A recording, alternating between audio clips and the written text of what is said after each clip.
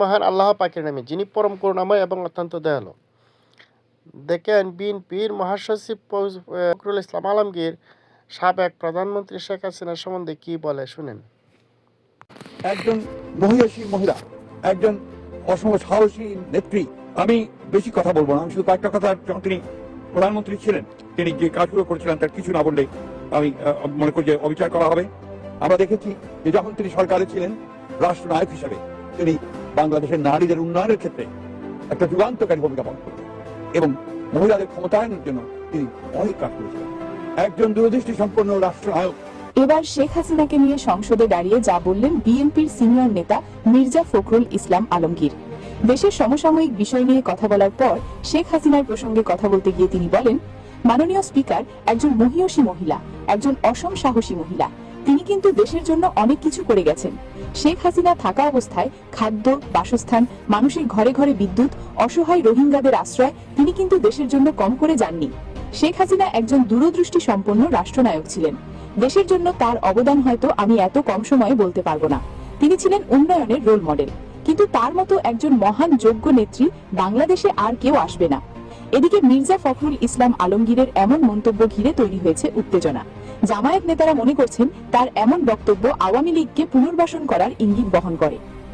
আমরা দেখেছি যে যখন তিনি সরকারে ছিলেন, রাষ্ট্রনায়ক হিসেবে তিনি বাংলাদেশের নারীদের উন্নয়নের ক্ষেত্রে একটা যুগান্তকারী ভূমিকা পালন করেছেন এবং মহিলাদের ক্ষমতায়নের জন্য তিনি অনেক কাজ করেছিলেন। একজন দূরদৃষ্টি সম্পন্ন রাষ্ট্রনায়ক। এই যে বিএনপির নেতা মির্জা ফখরুল ইসলাম আলমগীরের আরেকটা ভিডিও দেখেন।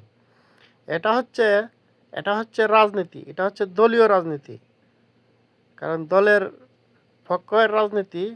আর এর আগে যে ভিডিওটা দেখছেন সেটা হচ্ছে সত্য। আর এখন যে ভিডিওটা দেখবেন সেটা হচ্ছে রাজনীতি। রাজনীতি মানে অভিনেতা। এই অভিনেতার অভিনয়, এখন দেখবেন অভিনেতার অভিনয়, আর আগে দেখছেন সত্য। এর পার্থক্যটা বুঝতে পারবেন। বিদ্যুৎ নাই, আমার মা বোনেরা আজকে এখানে হ্যারিকেন নিয়ে এসেছেন। এই হ্যারিকেনটা গণভবনে হাসিনার কাছে পাঠিয়ে দেন, তার হাতে হ্যারিকেন ধরিয়ে দেন। বন্ধুগণ, মা বোনেরা, শুধু এই মিটিং এর মধ্যে হ্যারিকেন নিয়ে আসলে হবে না। যখনই অন্ধকার আসবে, যখনই লেট শুটিং হবে, আপনার মোমবাতির হ্যারিকেন নিয়ে বের হবেন।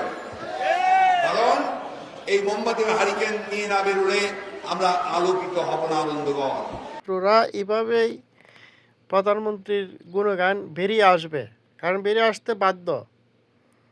কারণ উনি রাজনীতি করেছেন দেশের সাধারণ মানুষের, জনগণের জন্য। মানে বিএনপি ক্ষমতা এসেছে বিভিন্ন মেটিকুলাসের মাধ্যমে, তারপরে এসে তারা অতীত খাম্বা দিছিল, কারেন্ট নাই। আর এখন পেট্রোল পাম্প আছে, তেল নাই। মানুষ অন্ধকারে নিমজ্জিত, মানুষ অসুস্থ হয়ে পড়ছে, ঘুমাইতে পারতেছে না, খাইতে পারতেছে না, তারপরে গ্যাস নাই। এই যে নৈরাজ্যের রাজনীতি, এই রাজনীতি বিএনপির রক্তের সাথে জড়িত। এই জন্য তারা জনগণকে মেলপ্লেট করতে পারে নাই। তো এইভাবে আর কতদিন চলবে? শেখ হাসিনা আসবে, বাংলাদেশ হাসবে, অতি সন্নিকটেই আসার পথ সুগম হয়ে গেছে।